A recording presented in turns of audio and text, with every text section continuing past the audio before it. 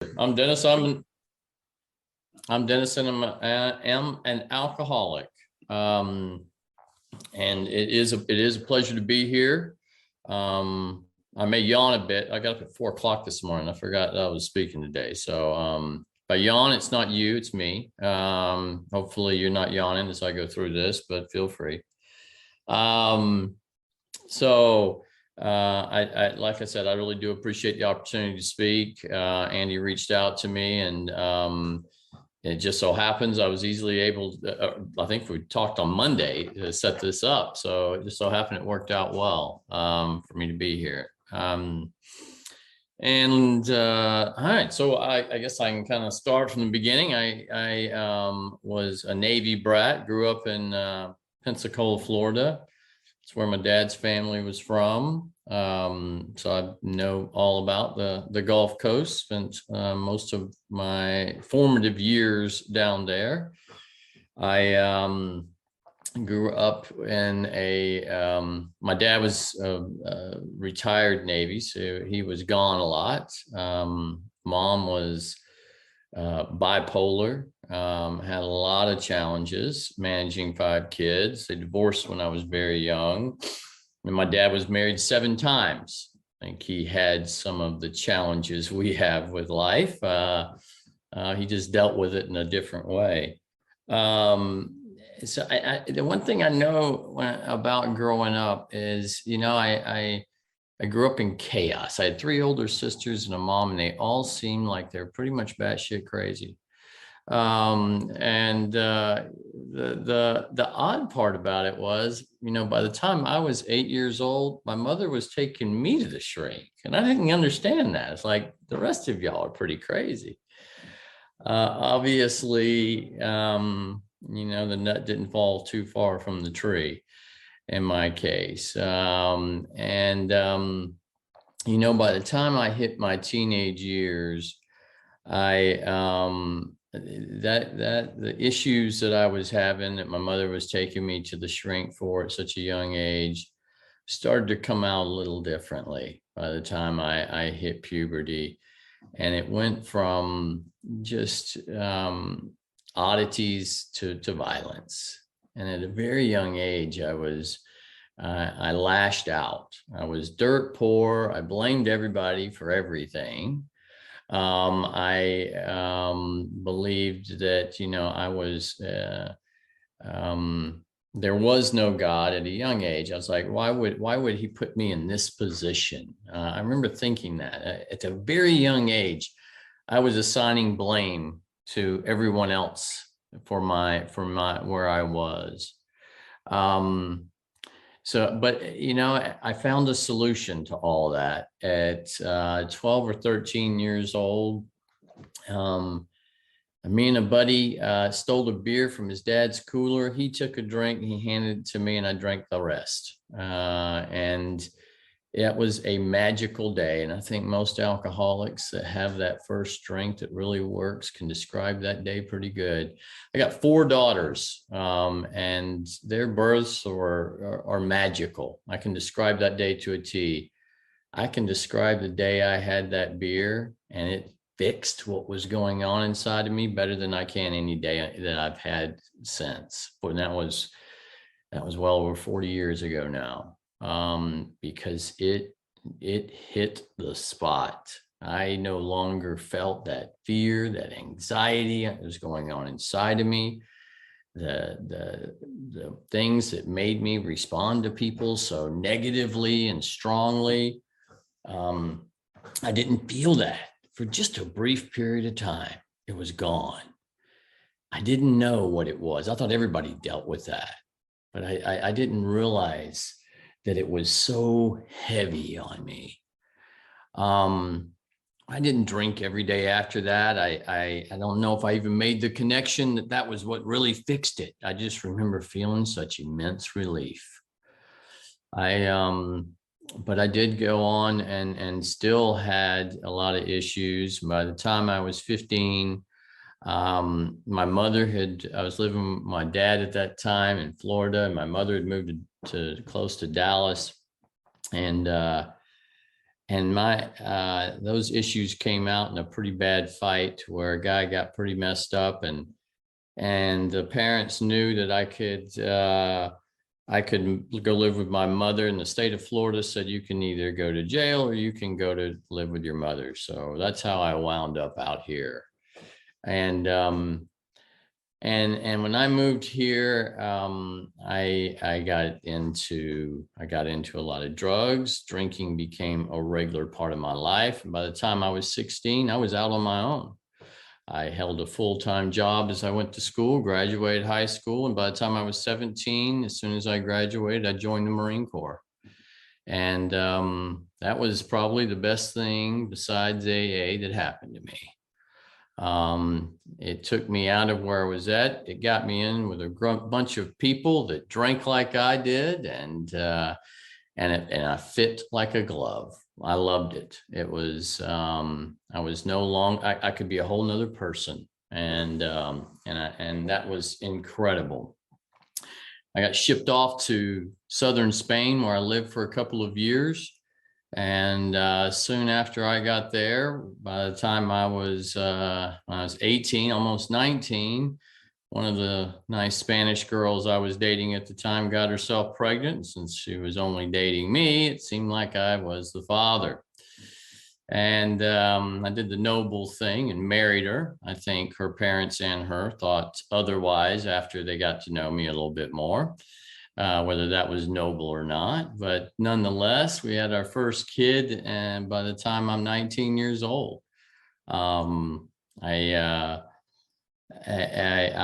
thought for sure that I would adjust my lifestyle for that kid. I remember I was training jumping out of airplanes in England when I heard that she was coming. And I knew then, I jumped out of airplanes about a dozen times already. And I had one more jump to finish school.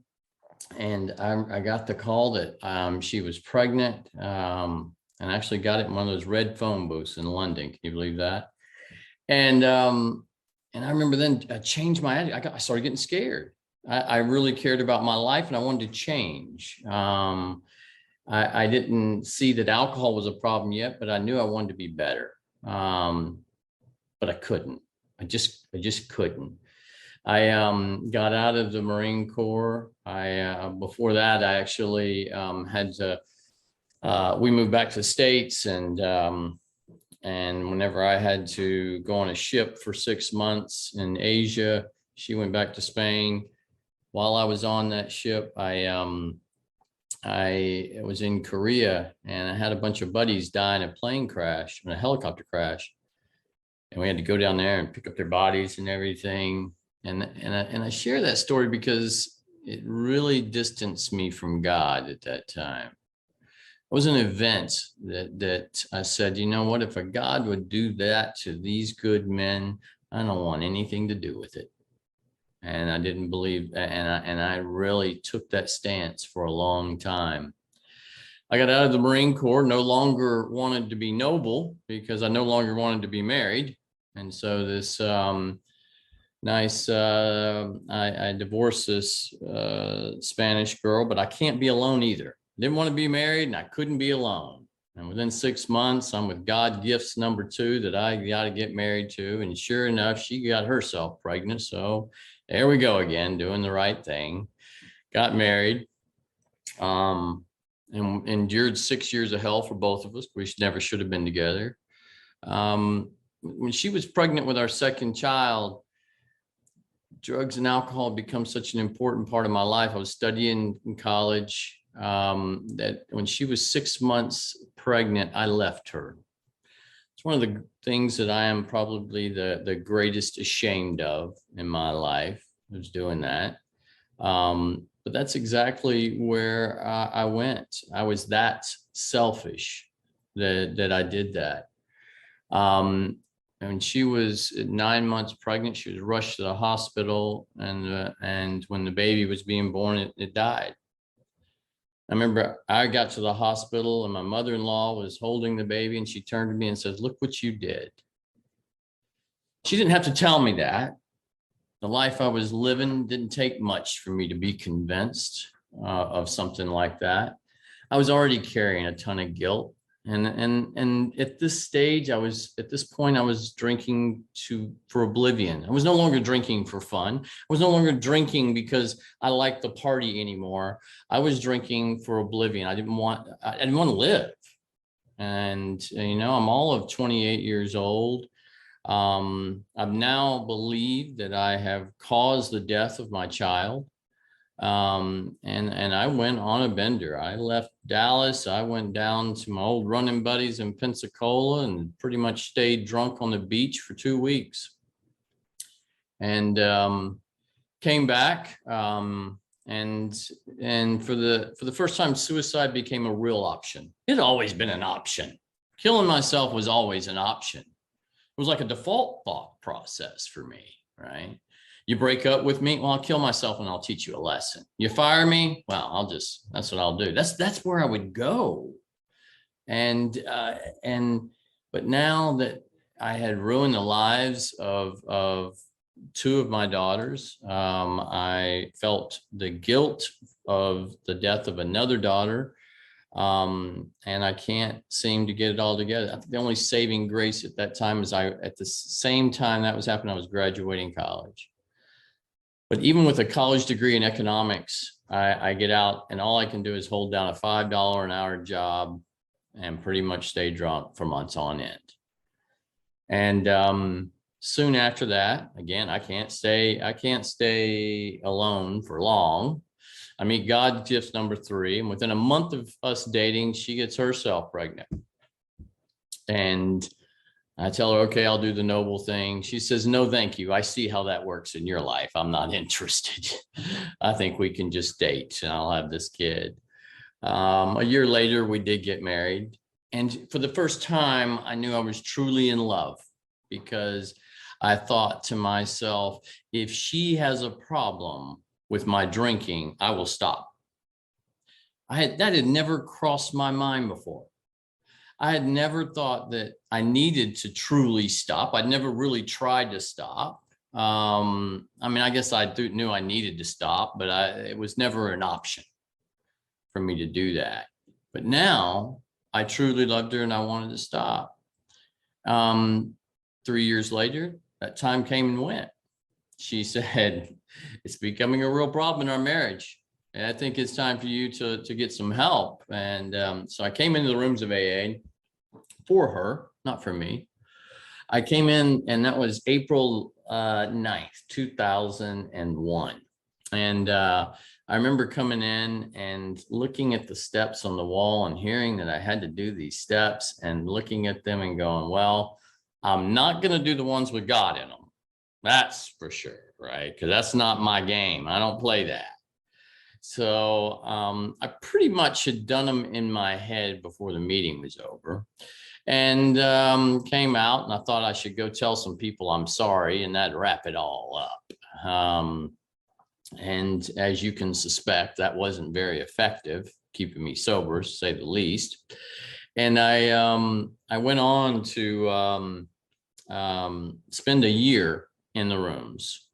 I had a lot of other help at the time. I was starting to make a lot of rounds to psychiatrists, getting a lot of help from them and prescriptions, as well as prescriptions that, let's just say, you don't fill in pharmacies, and to help me get through the day, to stay sober. I was doing a lot of this other stuff, and I didn't drink. I wasn't drinking 4 days shy of a year.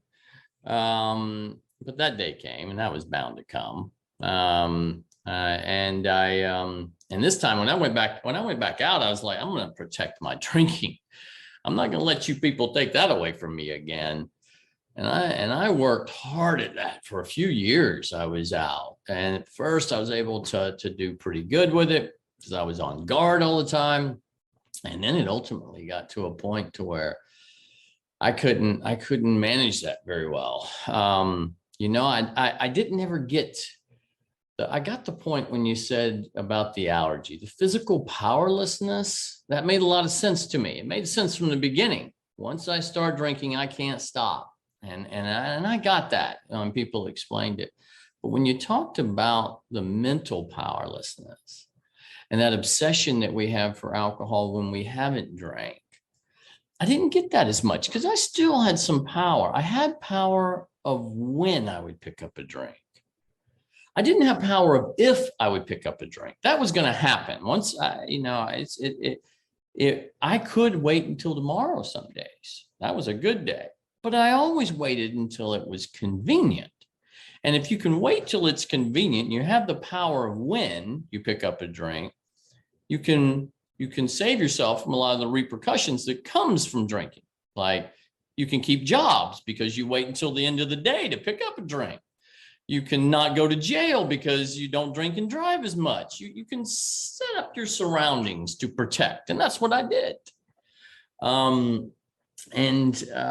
But ultimately, I started to lose the ability to control when I would pick up a drink. The progression of the disease got to that point.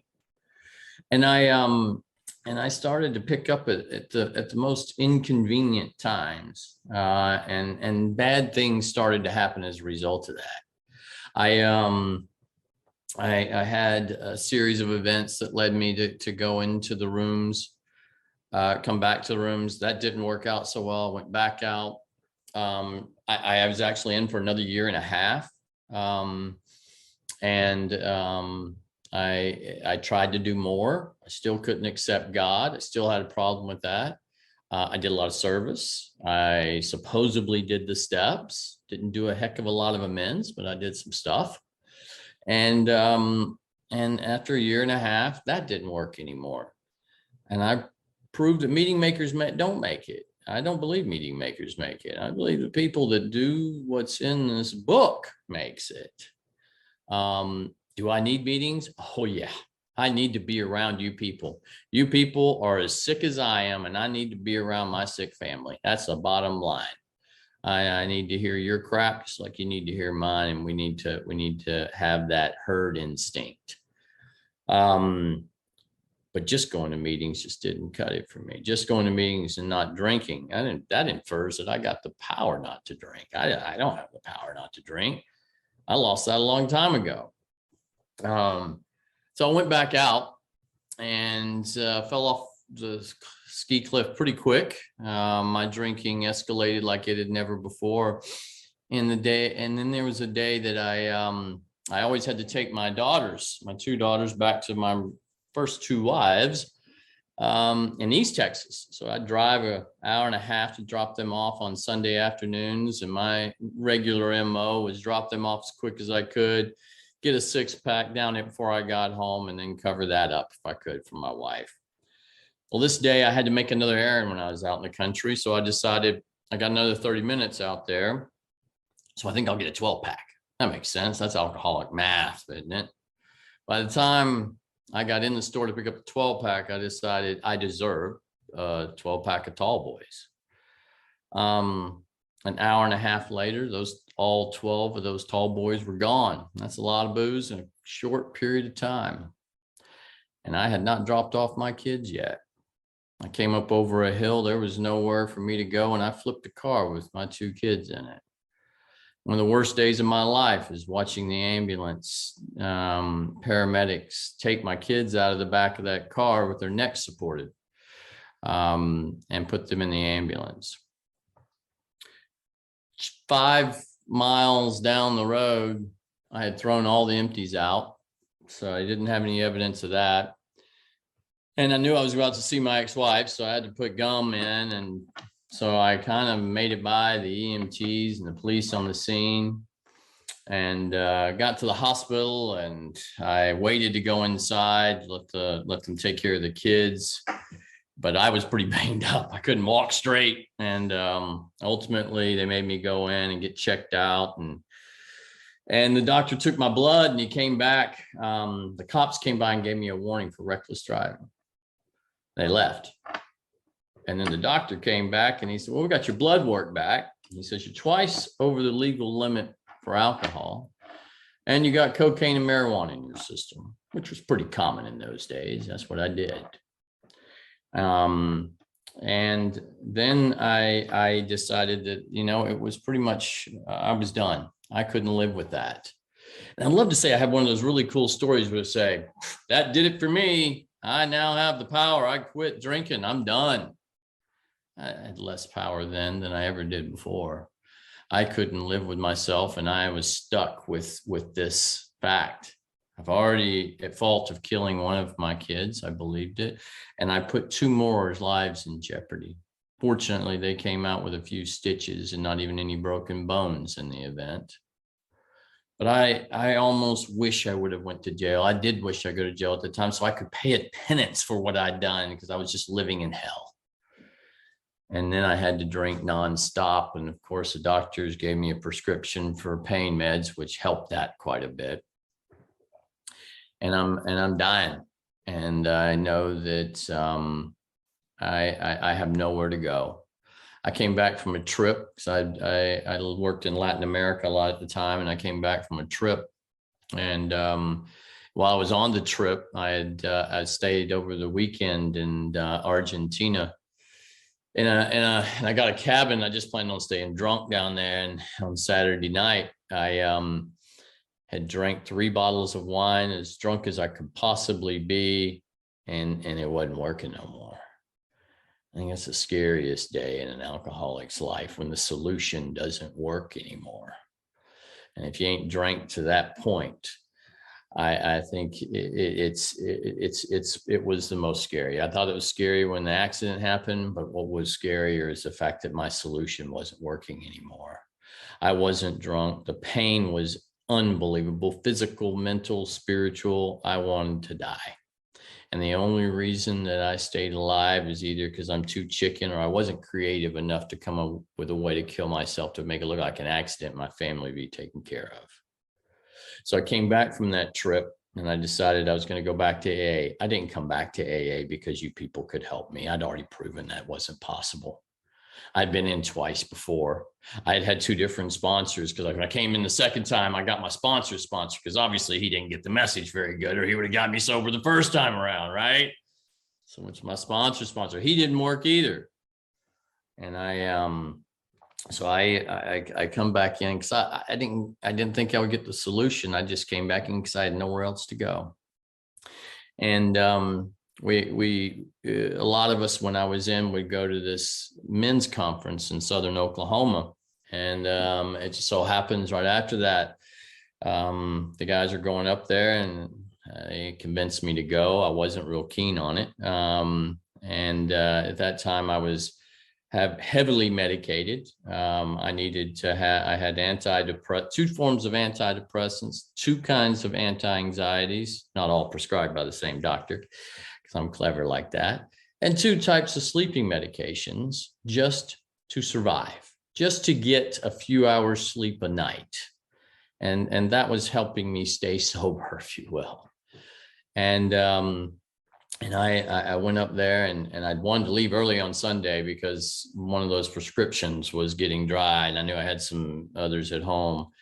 But they convinced me to stay, and I heard this speaker, Gary Brown, at Indianapolis. You ever heard him? He's a great speaker. And he talked about doing amends. He talked about doing amends when he was 20 years sober. He went and did another inventory, and as a result, he saw that he owed a big financial amends. Talked to his wife and said, we got to sell this big house. And they moved into a trailer after he sold the big house, and he paid off his big financial amends. Money was always important to me, so that really struck home that somebody would be willing to do that when they didn't have to. And it said there's something else that I hadn't done in this program. And it was the same thing that Dr. Bob didn't do, and he got drunk, right? Our AA birthday is June 10th, 1935, because that's when Dr. Bob went out and did his amends after he got drunk, after getting sober. And I knew that was something that I was missing in mine. Came back, and this old boy came to our group, and he started talking, and everybody was telling me that I need to go listen to the speaker. And I thought, he just sounds really good. And I knew a lot about the big book. I'd studied the big book. I could quote pages. I had a ton of knowledge about the big book. And there's nothing worse than somebody that's had a ton of knowledge and no experience as a result of the big book, because they use it as a weapon. And I was the best at using it as a weapon. I beat people over the head with the words of the big book all the time. And so I wanted to straighten this old boy out. Who does he think he is, coming to my group and making people like him more than he likes me, right? And I went in there to straighten him out, and I'm listening to him.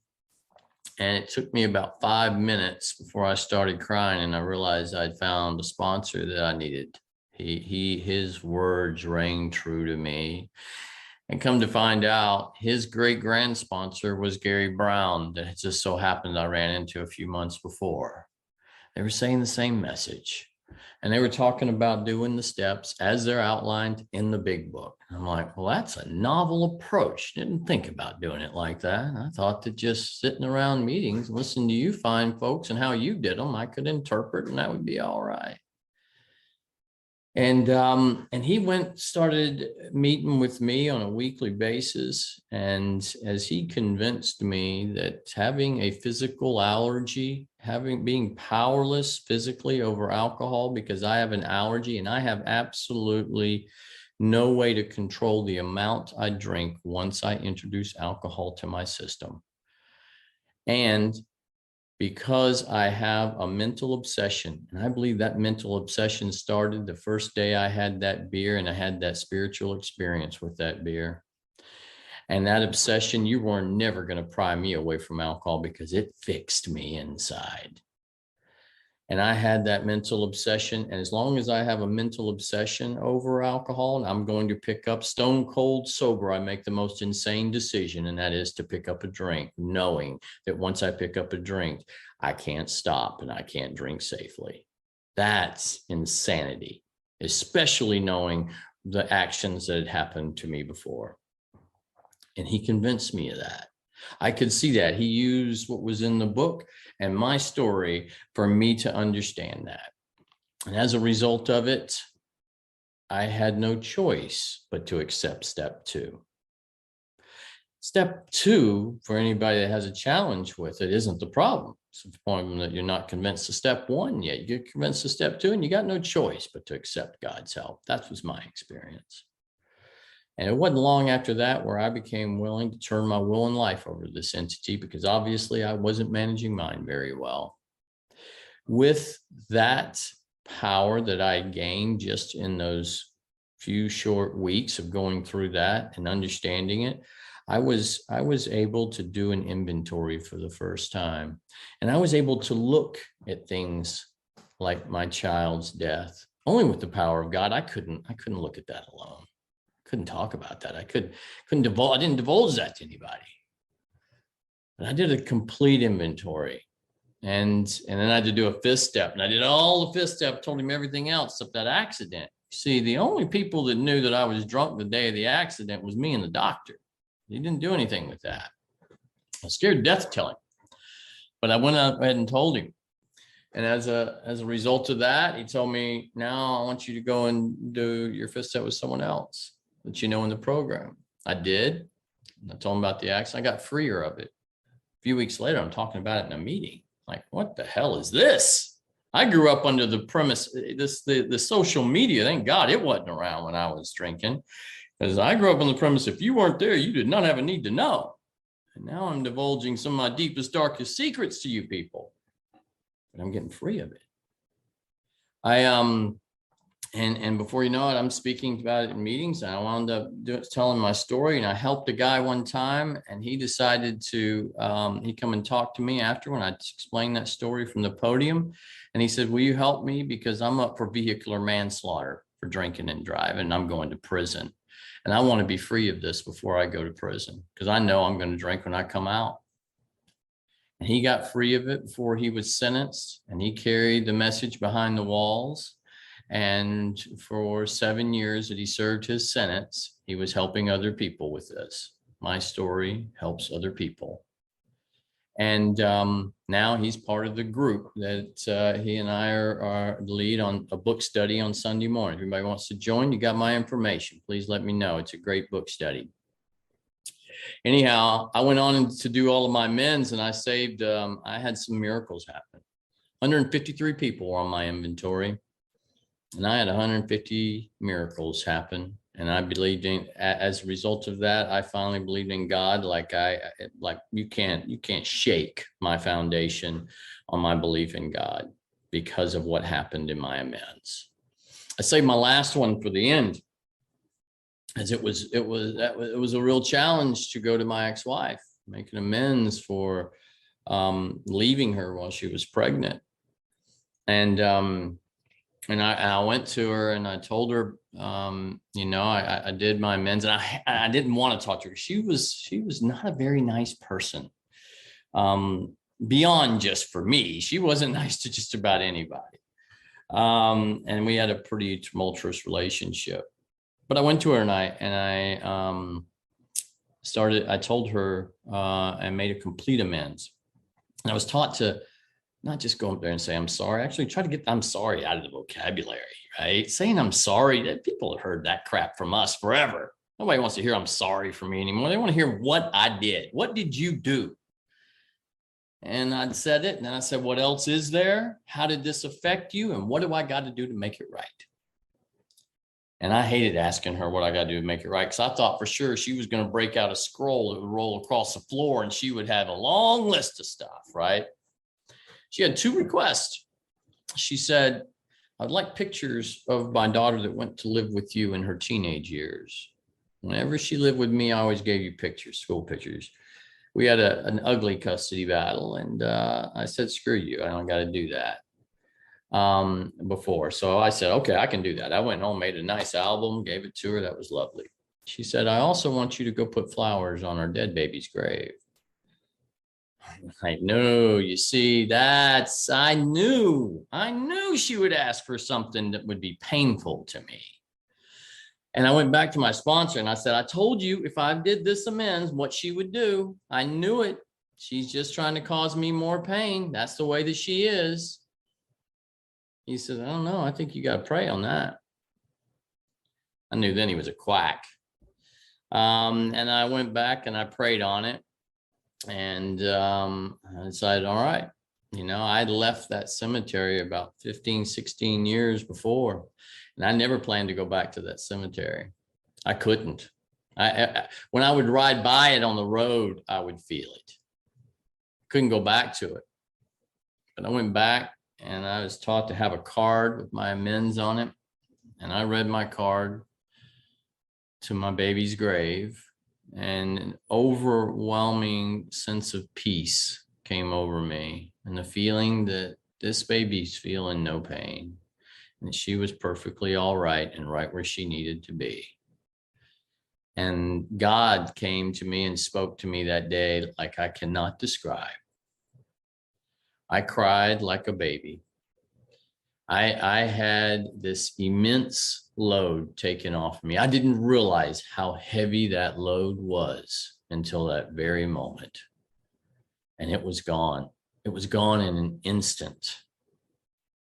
It was an experience that I can't describe any more than I just did. But I can tell you that is one of the key things that has made me believe and continue to believe and know that I've got to do this deal to help as many people as possible. I had a few other amends. I went to her brother, who was my drug dealer for a period of time, and I went and talked to him, and he said, I said, hey man, I need to make an amends. He said, I'm glad you called because I'm in NA and I need to make an amends to you. And we sat down and repaired a relationship. And I have tons of stories like that. I had some people that weren't interested in talking to me anymore, but I had a lot of people that were interested in what I had to say, that called me up years later and said, can you help my son now? Because I know, are you still doing that deal? I saw the power of God when you came to me and did amends to me. You still doing that? Can you help me out here? And I've had that happen again and again and again. The book says at the end of the 7th step prayer, now we go out to do God's bidding. We go out to do his bidding. We do amends to fit ourselves to be of maximum service to God and the people about us. I think I'm going out there to clean up my life, and I'm actually going out there to do God's work. I'm in a training program to learn how to love. I'm in a training program to understand what empathy truly means. And as a result of going out there and making these amends, I get to experience God through other people, and I'm removing the blocks, right? It says before the fourth step, we need to get what's blocking us from God. And what's blocking me from God is the things that I have done to his children. And if I can remove the blocks between that I've done to other people, I get to experience the full glory of God. That's what happens in amends. That's what the book promises. And it says these things happen sometimes quickly, sometimes slowly. If they always materialize if we work for them, the sometimes slowly is a result of me doing them slow. It's not well, it might happen or might not for you. If they're going to happen slowly, it's because I do them slowly. If I want to see those promises happen quickly, I need to be doing them quickly, one after another, because I'm a skeptic. I need to see evidence of God again and again and again. Having that happen and going through that, that instance with my ex-wife and going out there, you can't script that. There's no formula out there that scripts that. She didn't know what she was doing whenever she sent me out there, I don't think. The person that I hated the most, it says that we go to the people that we hate the most. I believe that other than that one little thing of leaving her when she was pregnant, she did a lot more to me. And I hated her. But I realized I hated her for what I did to her, more so than I hated her for what she did to me.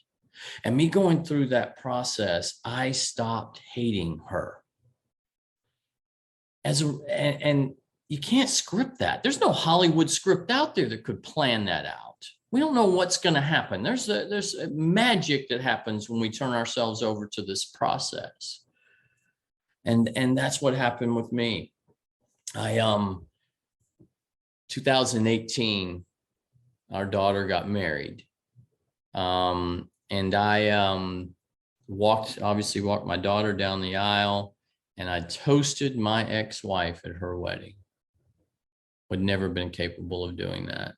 I toasted the woman, and we had an incredible relationship. This past Father's Day, she sent me a long text to say what a great father I am.